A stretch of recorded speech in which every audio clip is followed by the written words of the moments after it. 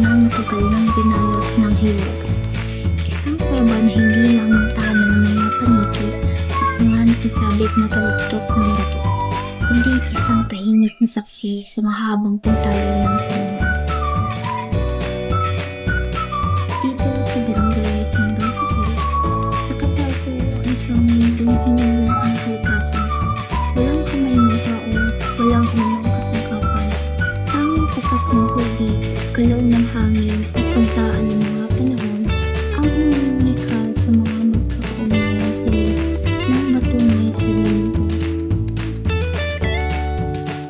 Tuklasan ang San Rafael Cave noong 1943. Ito ay natuklasan ng mga ngaso na si Francisco Cebida.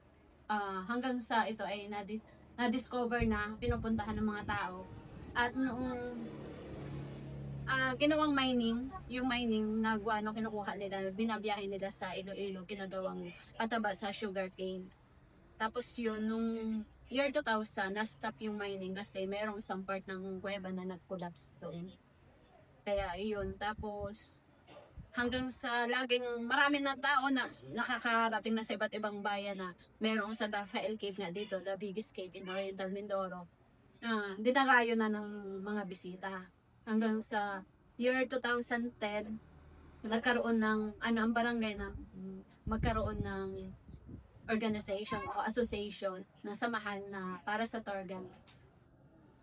Year 2010, merong youth ambassador na nag-donate ng mga equipment, flashlight, helmet.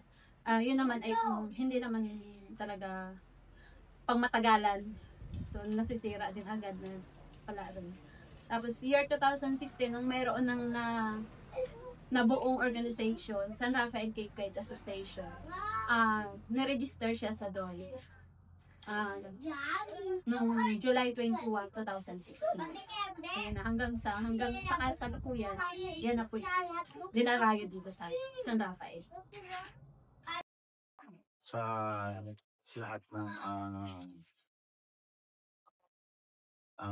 gustong pumasok ng aming San Rafael Cave. Siya yung biggest cave in Oriental Mindoro. Na kung saan ay ang loob ng cave ay may makikita tayo dito mga paniki. Yan may makikita tayo mga rough information. At ang isa dito ay yung rice terraces na kung saan may mababahagdang tubig na bumababa. Diyan sa loob ng San Rafael Cave ay napakalamig sa loob ng San Rafael Cave.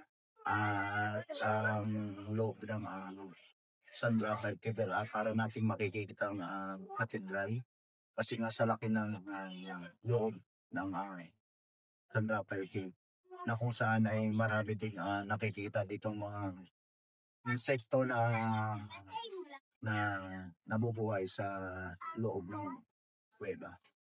At ang kuwebang ito ay hindi lang ito yung isang kuweba ang makikita sa loob. Napakarami pa itong mga kasama na maliliit na kuweba na makikita.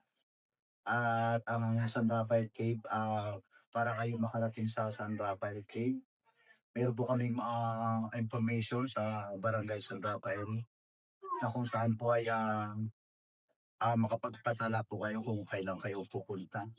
Then mayroon din po ang ating LGU sa bayan ng Rojas sa information po kung paano makakarating yung ating mga bisita sa San Rafael Cave. At ang San Rafael Cave po ay may mga tour guide na kasama. At ito po ay may mga akibat na sa isang tour guide ay konsumo ng ilang person. 10 person po ang isang tour guide na po yung guide sa loob ng ating San Rafael Cave. Siyempre, meron naman po tayong safety sa ating pagpasok. pwede po tayong nakabota. Nakabot. Nakabota din, meron po tayong flashlight na magagamit. Nasa ganun po ay hindi po makaka-apekto sa ating pagpasok. At ang gagawin pa rin po ng mga kababayan natin na gusto pumunta sa San Rafael Quezon, una po, magpapatala ko sa araw na mayroon pong entrance, 10 pesos po ang local, 30 pesos po ang entrance ng local. Ang San Rafael Cave po ay maglalakad po tayo ng portion po ng 20 to 30 minutes para marating po natin yung San Rafael Cave.